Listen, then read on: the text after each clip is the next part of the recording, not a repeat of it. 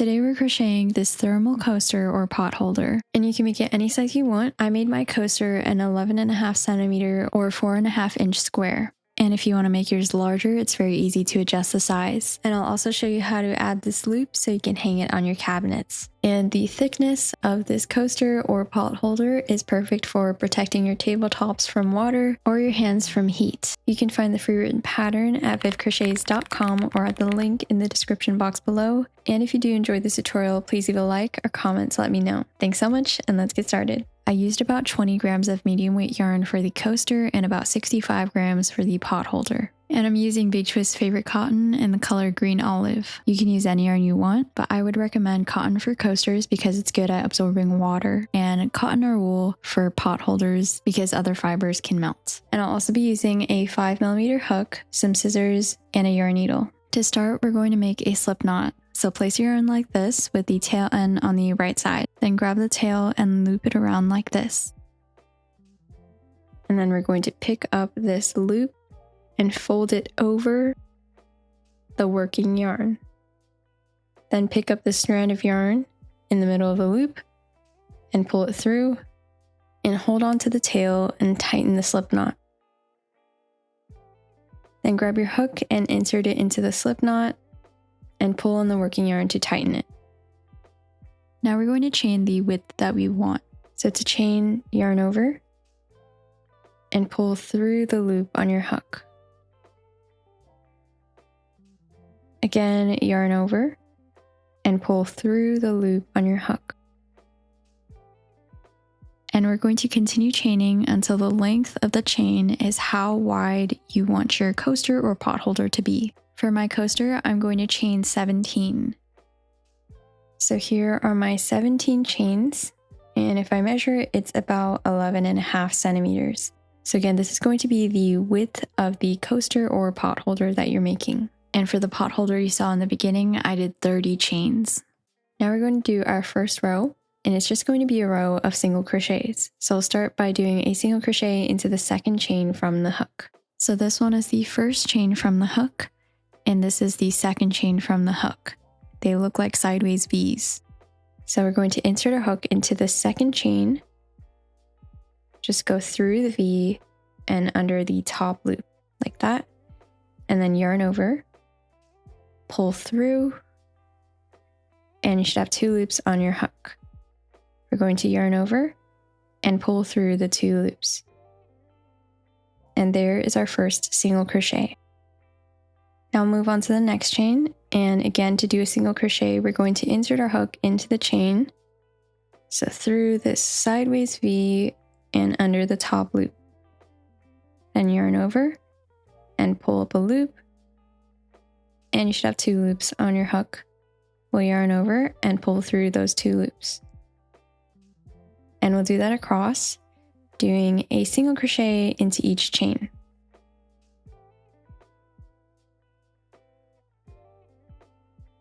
And your first row should look like this.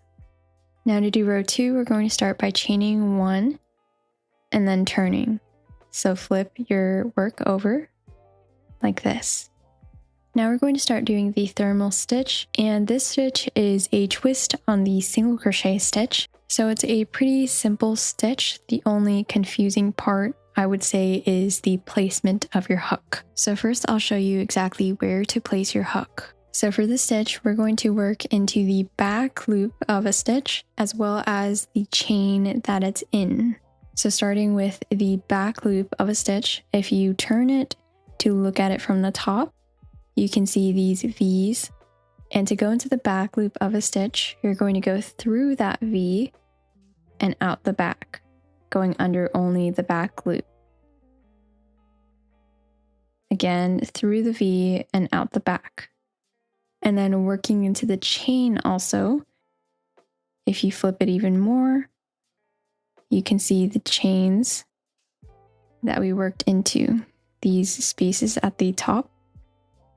So this is a chain, this is another chain, this is another chain, and so on. So when we work into the back loop as well as a chain, we're going to go through the back loop, and then going straight up, we're going to go through the chain as well.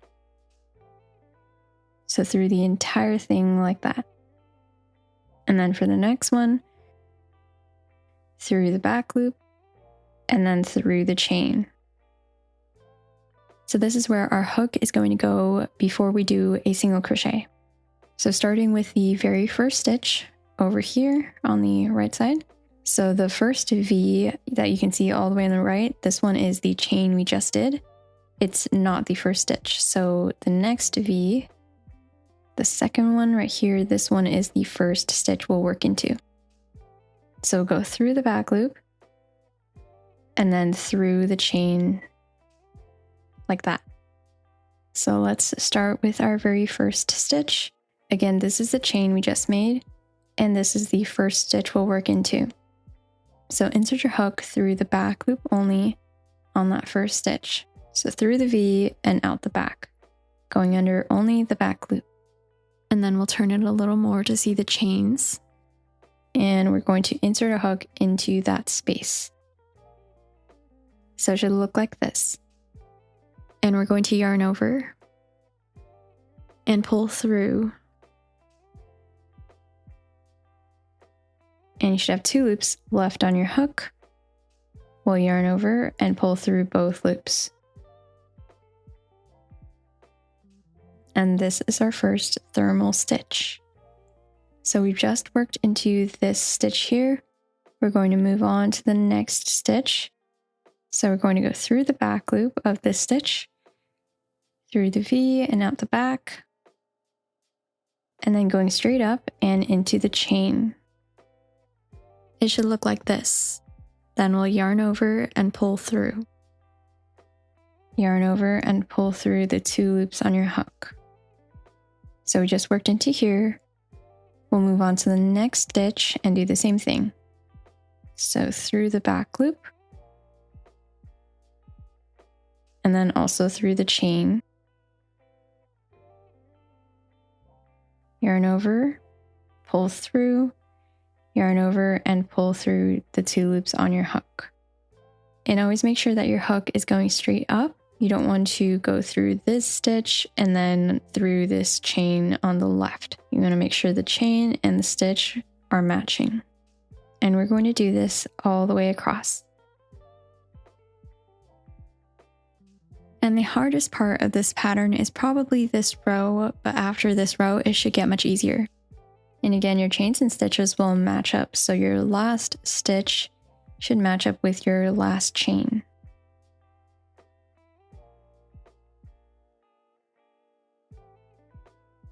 And this is how row 2 should look. Now let's do row 3. And to do row 3, we're going to chain 1 and then turn. And this will be very similar to the last row, except instead of going into the chain, we're going to go into these loops here. So these are just the front loops that we skipped when we worked into the back loop only in the previous row. So since we went into the back loop, we skipped over the front loop, this one right here, and that ends up being the loops that we're going to go into right here. So starting with the first stitch, again, this is the chain we just did, and then the next V is the first stitch. We're going to insert our hook through the V and out the back, under the back loop only. And then turn it a little, and again, you can see these loops right here.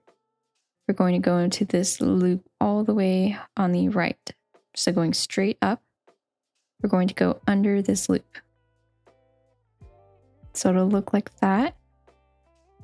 And we're going to yarn over and pull through. Yarn over and pull through the 2 loops on your hook.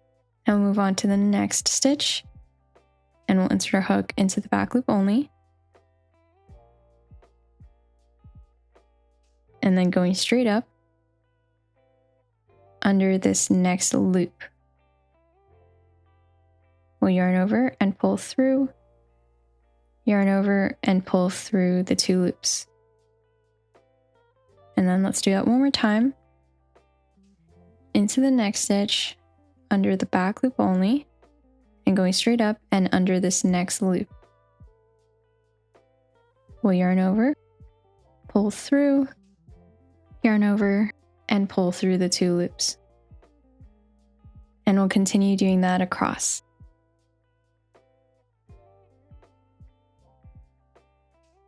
And at the end, we'll work into our final stitch and loop. And here is row 3. And now we're just going to be repeating row 3 until we have the height of the coaster or pot holder that we want. So let's go over that row one more time.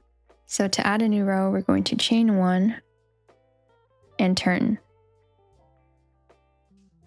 Then we're going to go into the back loop only of the first stitch, and then through this loop down here, which is the front loop that we skipped from the previous row. We'll yarn over and pull through, yarn over, pull through 2 loops. Moving on to the next stitch, we'll go through the back loop and then straight up under this loop as well. Yarn over, pull through, yarn over, pull through the 2 loops on your hook. And we'll continue doing this all the way across.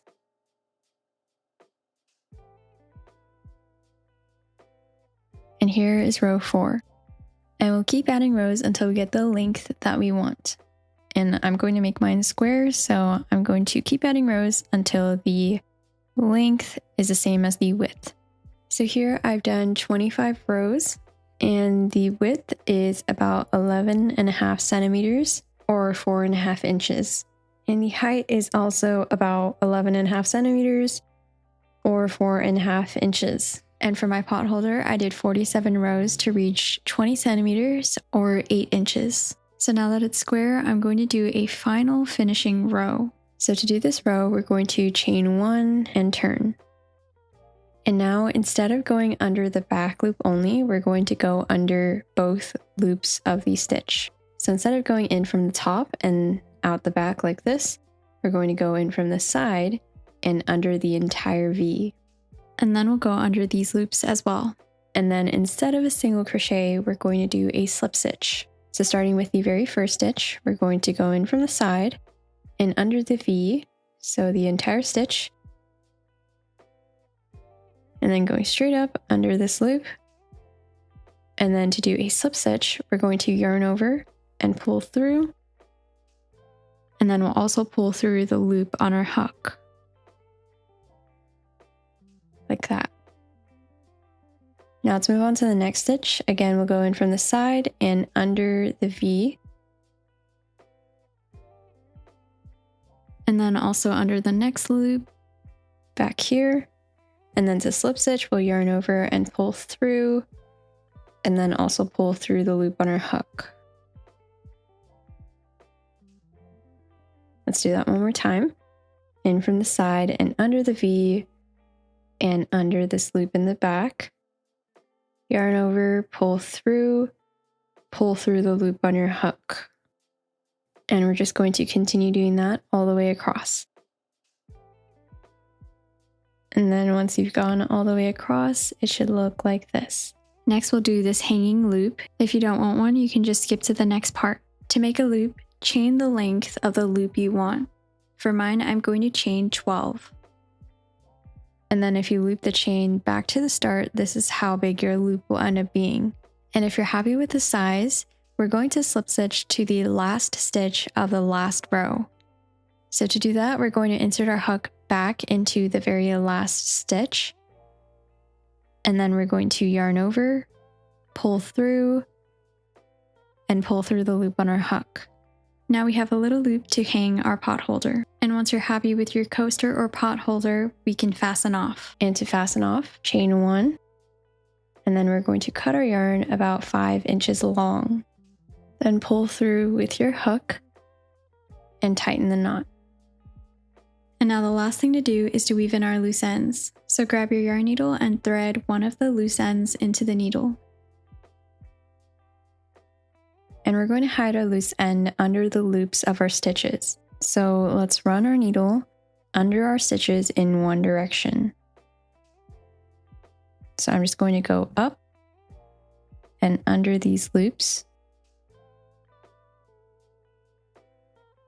And I'll go a couple of inches and then pull your yarn through.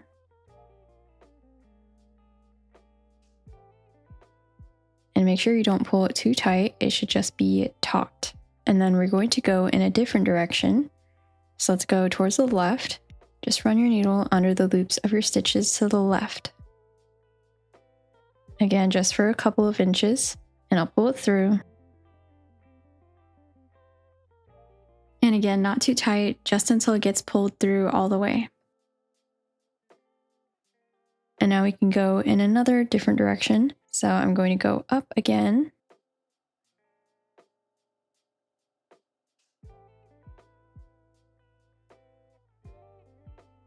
I'll pull it through. And then I'll go to the left again. And I just have a little bit left, so I'm just going to run my needle all the way across.